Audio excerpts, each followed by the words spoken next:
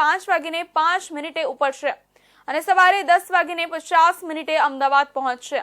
તે સાંજે 5:30 કલાકે ઉપડશે અને 11:10 ભુજ પહોંચશે। એટલે કે તે લગભગ 334 કિલોમીટરનું અંતર 5 કલાક 45 મિનિટમાં કાપશે।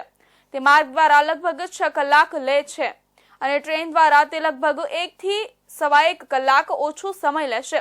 દેશની પહેલી વંદે ભારત મેટ્રોની વિશેષતા વિશે यात्रियों साथे हमारा संवाददाता मनोहर केसरीए बात करी हती। अभी हम गुजरात के भुज में हैं और प्रधानमंत्री नरेंद्र मोदी देश की पहली नमो भारत रैपिड ट्रेन को हरी झंडी दिखा रहे हैं। अपने जन्मदिन से एक दिन पहले सौगात दे रहे हैं भुजवासियों को, गुजरात वासियों को।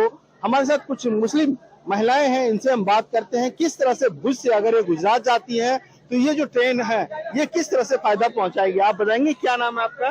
सुहाना। सुहाना, आप भुज में रहती हैं? जी हाँ। कितना फायदा होगा इस ट्रेन से? बहुत ज्यादा फायदा होगा। बहुत होगा। क्या क्या फायदा होगा?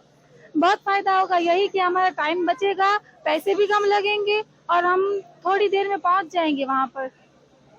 आप क्या करती हैं? मैं मेहंदी आर्ट हूँ। मेहंदी आर्ट। अच्छा, मेहंदी आर्ट, मेहंदी लगाती हैं? मेहंदी लगाती हूँ और हाउस वाइफ है। तो आप पहले अहमदाबाद जाती होंगी, कैसे जाती थी? पहले लोकल ट्रेन में जाती थी, बहुत टाइम लगता था। वैसे बस में जाते हैं तो बहुत टाइम लगता है और 1200 लग रहे थे। अब इतना टाइम नहीं लगेगा, अब थोड़ी देर घंटे में पहुंच जाएंगे और पैसे भी कम लगेंगे बस। और प्रधानमंत्री नरेंद्र मोदी का 17 सितंबर को जन्म दिवस है, क्या कहेंगे? उनको एडवांस में हैप्पी बर्थडे और बहुत बहुत बधाइयाँ उनको कि हमारे लिए इन्होंने इतना सब कुछ किया, उसके लिए बहुत बधाइयाँ उनको और शुक्रिया बस। लेकिन कुछ लोग तो इसके खिलाफ ही जाते हैं। खिलाफ नहीं जाना चाहिए, बट उनको मालूम नहीं है कुछ। क्या नाम आपका? समीम। समीम। समीम, आप भी भुज से हैं? हाँ, भुज से है। आप ट्रैवल करने जा रही हैं इसमें? नहीं, आज तो नहीं, अगली बार जाएंगे। अगली बार जाएंगी। हाँ, क्या अच्छा लग रहा है इसमें? हाँ, बहुत अच्छा है, एसी है और फास्ट जाएगी और टाइम भी कम लगेगा, इसमें टिकट भी कम है, सब अच्छा है, फैसिलिटी अच्छी है इसके अंदर। इस तरह की ट्रेन आप पहली बार देख रही हैं इस रूट पे? नहीं, इधर तो पहली बार देख रहे हैं, फिर अगली मुंबई वहाँ पे तो चलती थी, यहीं पे उम्मीद थी कि यहाँ पे आएगी, तब यहीं पे आ गई है। मोदी जी ने वही स्पेशली बना दी है, बर्थडे के गिफ्ट में अपना मिल गया। आपका क्या नाम है? बर्थडे यास्मीन। आप क्या कहना चाहेंगी? मैं यही कहना चाहती हूँ कि मुझे बहुत अच्छा लग रहा है ये देखकर। और रही बात हमारे लिए, तो पहले ये होता था कि हम जब अहमदाबाद जाते थे तो बहुत मतलब सोचते थे कि पैसे कहाँ से आएंगे और सब लोग तो जा नहीं सकते फैमिली मेंबर, लेकिन अब ये इंशाल्लाह हो रहा है कि हम सब फैमिली मेंबर जाएंगे, अब इसी ट्रेन में जाएंगे। इसी ट्रेन में जाएंगे। हाँ। और प्रधानमंत्री नरेंद्र मोदी अपना जन्मदिवस जो है 17 सितंबर को मनाएंगे। 17 सितंबर को उनका जन्मदिन है, 74 साल के हो जाएंगे। हाँ, मैं तो बोल रही हूँ कि 100 साल के हो जाएं। हाँ, यही दुआ है कि बस हमारे लिए अच्छा करते रहें और हम भी उनको दुआ देते हैं कि वो हमारे लिए अच्छा करें। लेकिन कुछ मुस्लिम नेता इसे कहते हैं कि उन्होंने अच्छा नहीं किया, लगातार उनकी बुराइयां करते रहते हैं, सरकार की बुराइयां। तो उन्होंने कुछ अच्छा किया क्या? मतलब सब लोग अच्छा करते हैं अपने हिसाब से। हमारे मुसलमान है वो अपने हिसाब से अच्छा करते हैं, जो हिंदू है वो अपने हिसाब से। हम किसी के खिलाफ नहीं जाते, लेकिन विकास के साथ है। हाँ, सबके साथ है हम तो। मोदी जी ने विकास किया गुजरात का या देश का? सब मतलब सब अच्छा ही करते हैं और विकास क्यों नहीं किया? कुछ लोग करते हैं सब। मतलब यही बोलना चाहती हूँ कि अगर कोई आगे बढ़ रहा है ना तो इंसान देख नहीं सकता किसी को। और मेरी यही दुआ है कि मतलब ये जलसी कर रहे हैं ना एक दूसरे को देखकर, वो बंद कर दे, वरना वो खुद ही पीछे रह जाएंगे और जिससे जल रहे हैं वही आगे निकल जाएगा और हम विकसित नहीं हो पाएंगे। हाँ, यही है, सही बात है। आपका धन्यवाद। तो ये मुस्लिम महिलाएं गुजरात की भुज की हैं जो कह रही हैं हमें विकास की राह पर जो भी आगे आए उसको पीछे छोड़ना चाहिए और हमें तारीफ करनी चाहिए अगर काम हो रहा है। तो ऐसे में ये जो नमो भारत रैपिड रेल है इसकी इन्होंने तारीफ की है। प्रधानमंत्री नरेंद्र मोदी को एडवांस में जन्म दिवस की बधाई दी है और कहा है कि वो 100 साल तक जिए। मनोहर केसरी, इंडिया न्यूज, भुज, गुजरात। मंत्री भूपेन्द्र पटेल પણ જોડાયા હતા, તેમજ બાળકો સાથે મોદીએ વાતચીત કરી હતી। 16 સપ્ટેમ્બરે પીએમ મોદીનો ગુજરાતમાં બીજો દિવસ હતો ત્યારે ગાંધીનગરના સેક્ટર 1 સ્ટેશનથી વડાપ્રધાને ગાંધીનગરથી અમદાવાદ સુધી મેટ્રો ટ્રેનને લીલી ઝંડી આપી હતી. તેમની સાથે રાજ્યપાલ આચાર્ય દેવવ્રત અને મુખ્યમંત્રી ભૂપેન્દ્ર પટેલ પણ જોડાયા હતા. તેમજ બાળકો સાથે મોદીએ વાતચીત કરી હતી. આ પહેલા વડાપ્રધાને સવારે વાવોલમાં પીએમ સૂર્ય ઘર યોજનાના લાભાર્થીઓના ઘરે મુલાકાત કરી હતી અને ત્યાં સોલર સિસ્ટમ નિહાળી હતી. સાથે જ લાભાર્થી સાથે વાર્તાલાપ કર્યો હતો. બાદમાં 10:30 વાગ્યે મહાત્મા મંદિરમાં રિન્યુએબલ એનર્જી સમિતિનું ઉદ્ઘાટન કર્યું હતું. સંબોધન દરમિયાન મોદીએ દીકરી માટે 10-12 લાખની બચત સમજાવતા કહ્યું હતું કે એક નાનકડા પરિવારની મહિનાની વીજ ખપત 250 યુનિટ છે અને 100 યુનિટ વીજળી ઉત્પન્ન કરી વેચી રહ્યા છે. એને વર્ષે 25,000ની બચત થશે અને વીજ બિલની બચત અને કમાણી મળીને 25,000નો ફાયદો થાય છે. જો આ પૈસાને પીપીએફમાં નાખી દે તો ઘરમાં દીકરીનો જન્મ થયો હોય અને 20 વર્ષ બાદ 10 થી 12 લાખ રૂપિયા હશે. બાળકોના અભ્યાસથી લઈ લગ્ન સુધીમાં આ પૈસાથી મોટો લાભ થશે. રિન્યુએબલ એનર્જીના ઉદ્ઘાટન સમારોહમાં આંધ્રપ્રદેશના મુખ્યમંત્રી ચંદ્રબાબુ નાયડુ અને મધ્યપ્રદેશના મુખ્યમંત્રી મોહન યાદવ પણ હાજર રહ્યા હતા. વડાપ્રધાને પ્રદર્શન નિહાળી ચરખો ચલાવ્યો હતો જ્યારે મુખ્યમંત્રી ભૂપેન્દ્ર પટેલે શાલથી સ્વાગત કર્યું હતું. ત્યારબાદ પીએમ મોદીએ અહીં સંબોધન કર્યું હતું. અમદાવાદ મહાનગરપાલિકાના સત્તાધીશોએ પણ વડાપ્રધાન મોદીનું સ્વાગત કર્યું હતું. વડાપ્રધાન નરેન્દ્ર મોદી 3 દિવસ ગુજરાતના પ્રવાસે છે. અમદાવાદ ગાંધીનગર મેટ્રો રેલનું ઉદ્ઘાટન કરીને વડાપ્રધાન જીએમડીસી ગ્રાઉન્ડ પહોંચ્યા છે. પીએમ મોદીએ કહ્યું કે તમે લોકોએ મને રાષ્ટ્ર પ્રથમની પ્રતિજ્ઞા આપીને દિલ્હી મોકલ્યો છે. મેં લોકસભા ચૂંટણી વખતે તમને અને દેશવાસીઓને ખાતરી આપી હતી. મેં કહ્યું હતું કે ત્રીજા કાર્યકાળના પ્રથમ 100 દિવસમાં દેશ માટે અભૂતપૂર્વ નિર્ણયો લેવામાં આવશે. છેલ્લા 100 દિવસમાં મેં 100 દિવસનો એજન્ડા પૂરો કરવામાં કોઈ કસર છોડી નથી. મેં ભારતના તેમજ વિદેશમાં કોઈ કસર છોડી નથી. ગુજરાતના ગૌરવમાં આજે વધુ એક ઉમેરો થયો છે. નમો ભારત રેપિડ રેલ પણ શરૂ થઈ ગઈ છે. આ ભારતની શહેરી કનેક્ટિવિટીમાં વધુ એક સીમાચિહ્નરૂપ સાબિત થવા જઈ રહ્યું છે. ત્યારે ગુજરાતના હજારો પરિવારો પણ પોતાના નવા ઘરોમાં પ્રવેશ કરી રહ્યા છે. હજારો પરિવારોને તેમના કાયમી મકાનનો પ્રથમ હપ્તો પણ જાહેર કરવામાં આવ્યો છે. આ તહેવારોની મોસમ દરમિયાન ભારતના વિકાસની ઉજવણી પણ ચાલુ રહે છે. હાલમાં અહીંથી 8,500 કરોડ રૂપિયાના પ્રોજેક્ટનો શિલાન્યાસ અને ઉદ્ઘાટન કરવામાં આવ્યું છે, જેમાં રેલ, રોડ અને મેટ્રો જેવા અનેક પ્રોજેક્ટ શામેલ છે. आज देश में गणेश उत्सव चारों तरफ उत्सव की धूम है. घरों में भी गणपति विराजित है. आज मिलाद उन नबी भी है. देश के अलग अलग हिस्सों में कई त्योहार और पर्व मनाए जा रहे हैं. उत्सव के इस समय में भारत के विकास का उत्सव भी निरंतर जारी है. अभी यहां से करीब 8,500 करोड़ रुपए के प्रोजेक्ट का शिलान्यास और लोकार्पण हुआ है. इनमें रेल, रोड, मेट्रो ऐसे अनेक प्रोजेक्ट शामिल है. 16 સપ્ટેમ્બરે કરવામાં આવ્યું હતું. આ ટ્રેન ભુજ અને અમદાવાદ વચ્ચે દોડશે અને તે રેલવે માટે એક મહત્વપૂર્ણ માઇલસ્ટોન માનવામાં આવે છે. જોઈએ દેશની પ્રથમ વંદે ભારત મેટ્રોની ખાસ વિશેષતાઓ. ગુજરાતના ભુજથી દેશની પ્રથમ વંદે મેટ્રો ટ્રેન વડાપ્રધાન નરેન્દ્ર મોદી દ્વારા જન્મદિવસના એક દિવસ પહેલા ગુજરાતના લોકોને ભેટ આપવામાં આવી. જો કે આ વંદે મેટ્રો ટ્રેન શનિવાર સિવાય અઠવાડિયામાં 6 દિવસ દોડશે. તે ભુજ રેલવે સ્ટેશનથી સવારે 5:05 ઉપડશે. અને સવારે 10:50 અમદાવાદ પહોંચશે. તે સાંજે 5:30 કલાકે ઉપડશે અને 11:10 ભુજ પહોંચશે. એટલે કે તે લગભગ 334 કિલોમીટરનું અંતર 5 કલાક 45 મિનિટમાં કાપશે. તે માર્ગ દ્વારા લગભગ 6 કલાક લે છે અને ટ્રેન દ્વારા તે લગભગ 1 થી 1.5 કલાક ઓછો સમય લેશે.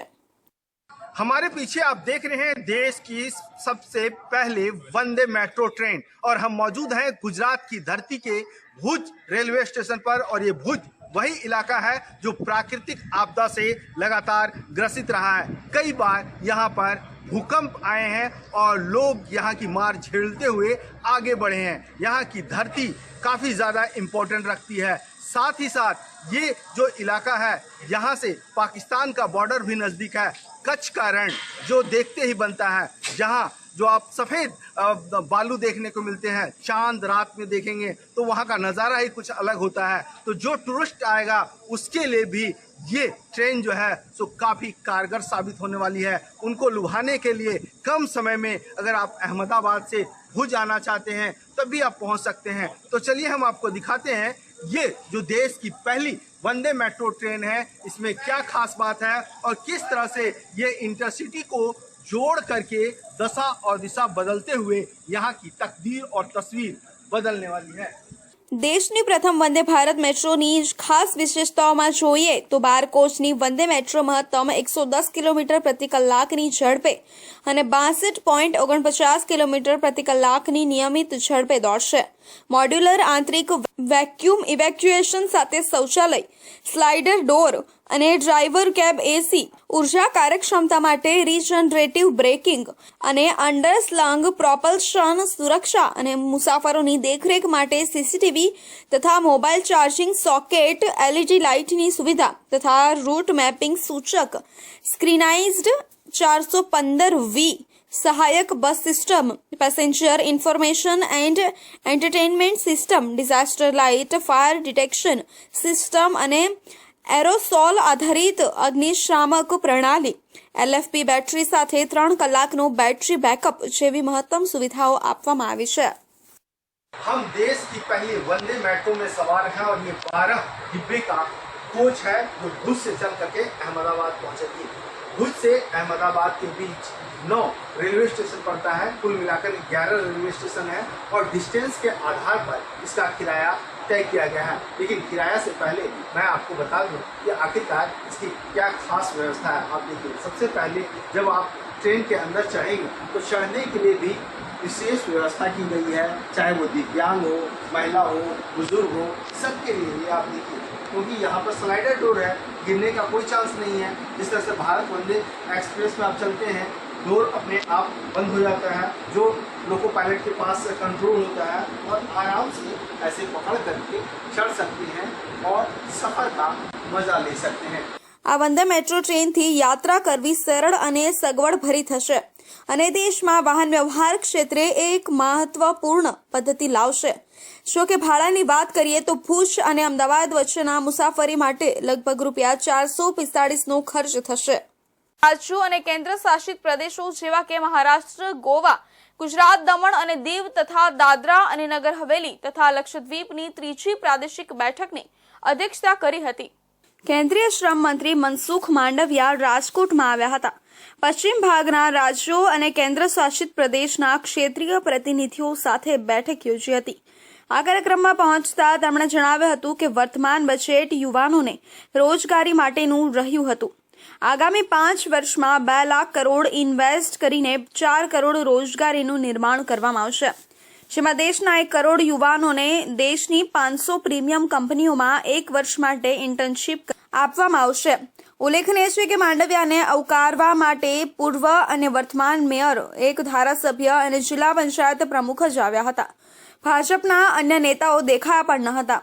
અહીં માંડવિયાએ જણાવ્યું હતું કે યુવાનોમાં કૌશલ્ય નિર્માણ માટે પ્રક્રિયા શરૂ થઈ ચૂકી છે, જેની સમીક્ષા થવાની છે. 1 કરોડ યુવાનો પ્રીમિયમ ઇન્સ્ટિટ્યૂટની અંદર ઇન્ટર્નશીપ કરે એટલે કે ત્યાં વર્લ્ડ ક્લાસ પ્રેક્ટિસ કરી શકે.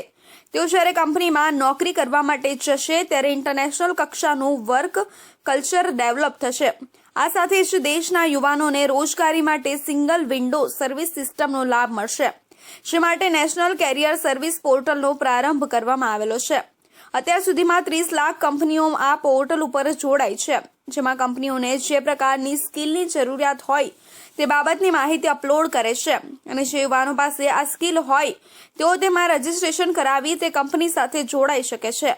આ સાથે જ તેમણે જણાવ્યું હતું કે આગામી દિવસોમાં લેબર રિફોર્મને લઈને આજની સમીક્ષા બેઠકમાં ચર્ચા કરવામાં આવશે.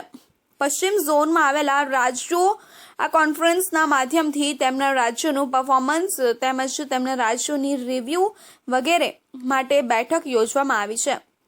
શ્રમ અને રોજગાર મંત્રાલયે આ બેઠકનું આયોજન ભારત સરકાર અને રાજ્યો કેન્દ્ર શાસિત પ્રદેશો દ્વારા હાથ ધરવામાં આવેલી મુખ્ય પહેલો પર સહયોગને મજબૂત કરવા પર ચર્ચા કરવા માટે કરાયું હતું, જેમાં શ્રમ સુધારકો, અસંગઠિત કામદારો, મકાન અને અન્ય નિર્માણ કામદારો BOCW પર ધ્યાન કેન્દ્રિત કરવામાં આવ્યું છે તથા રોજગારીની તકો વધારવા પર ધ્યાન કેન્દ્રિત કરવામાં આવ્યું છે. વર્તમાન બજેટ એ યુથ એમ્પ્લોયમેન્ટ સેન્ટ્રિક બજેટ રહ્યું.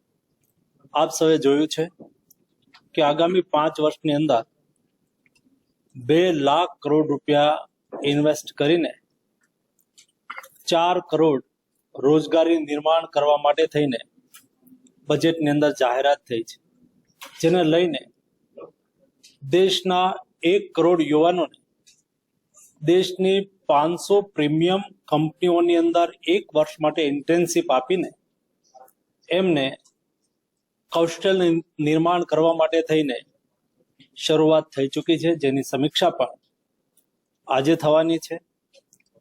1 કરોડ યુવાન પ્રીમિયમ ઇન્સ્ટિટ્યૂટની અંદર, પ્રીમિયમ કંપનીની અંદર ઇન્ટર્નશીપ કરે એટલે કે જ્યાં વર્લ્ડ ક્લાસ પ્રેક્ટિસ છે એ પ્રેક્ટિસ શીખીને એ જ્યારે ડાઉનસ્ટ્રીમ ઇન્ડસ્ટ્રીઝની અંદર જોબ માટે જશે ત્યારે ડાઉનસ્ટ્રીમ ઇન્ડસ્ટ્રીઝના પણ એક અલગ પ્રકાર અને તેની પહોળાઈ 121 ફૂટ છે.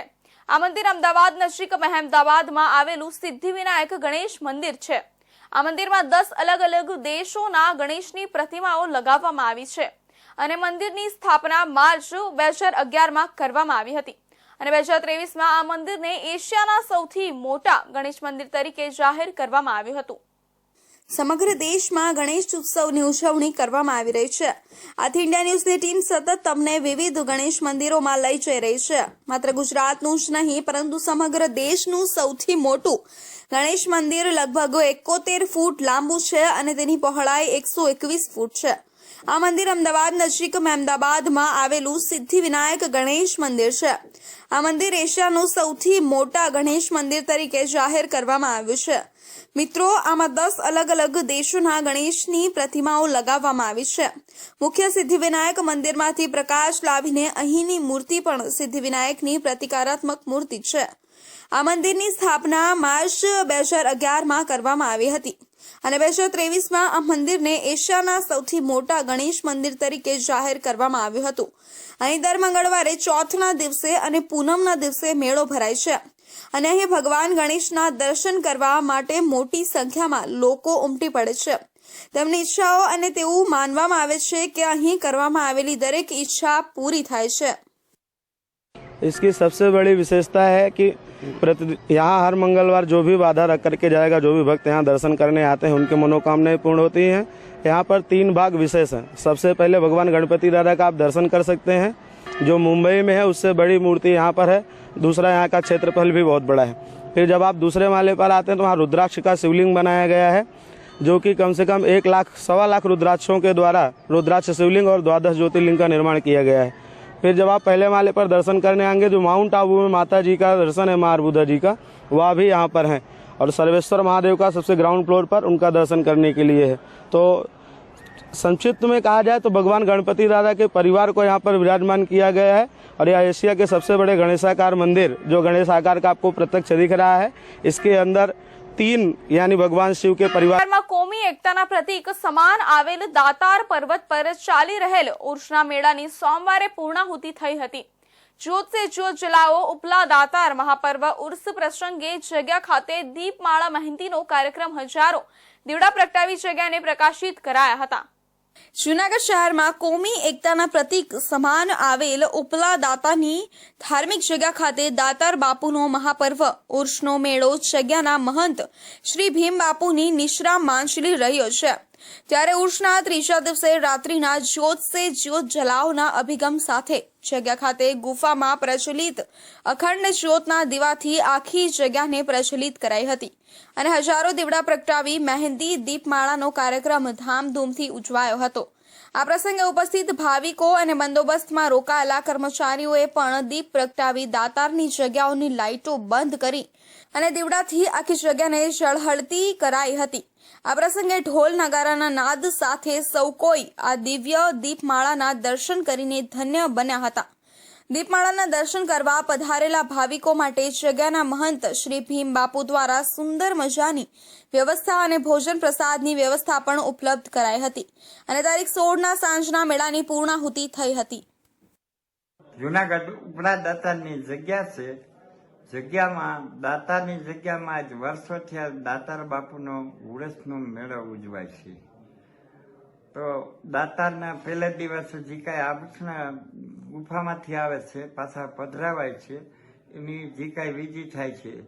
પછી આજનો દિવસ 15 તારીખે દીપમાળાનો દિવસ કહેવાય છે। 15 થી 20 હજાર ભાવિક ભક્તો દર્શનનો લાભ લેવા માટે આવી પહોંચે છે। તેમજ સમગ્ર અમદાવાદમાં એક જ પંડાલ એવો છે કે જ્યાં ભક્તો 24 કલાક સુધી દર્શનનો લાભ મેળવી શકે છે।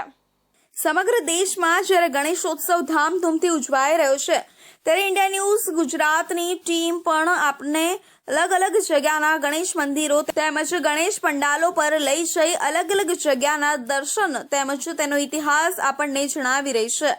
ત્યારે ઇન્ડિયા ન્યૂઝ ગુજરાતની ટીમ આપણને અમદાવાદના પૂર્વ વિસ્તારના સૌથી જૂના એટલે કે 59 વર્ષથી સતત ચાલતા હતા અને ગણેશ પંડાલ કુબેરેશ્વર મહાદેવમાંથી આપણને દર્શન કરાવી રહી છે। અહીંયાના આયોજકોએ જણાવ્યું કે આ પંડાલ છેલ્લે 59 વર્ષથી સતત ચાલતો આવ્યો છે અને પેઢી દર પેઢી સ્વયંસેવકો આમાં જોડાતા રહે છે। આ પંડાલ માટે અમારા સ્વયંસેવકો છેલ્લા 2 મહિનાથી મહેનત કરી રહ્યા હતા। તે ઉપરાંત દરરોજ અહીંયા લગભગ 15 થી 20 હજાર ભાવિક ભક્તો દર્શનનો લાભ લેવા માટે આવી પહોંચે છે। તેમજ સમગ્ર અમદાવાદમાં આ એક જ પંડાલ એવો છે કે જ્યાં ભક્તો 24 કલાક સુધી દર્શનનો લાભ મેળવી શકે છે।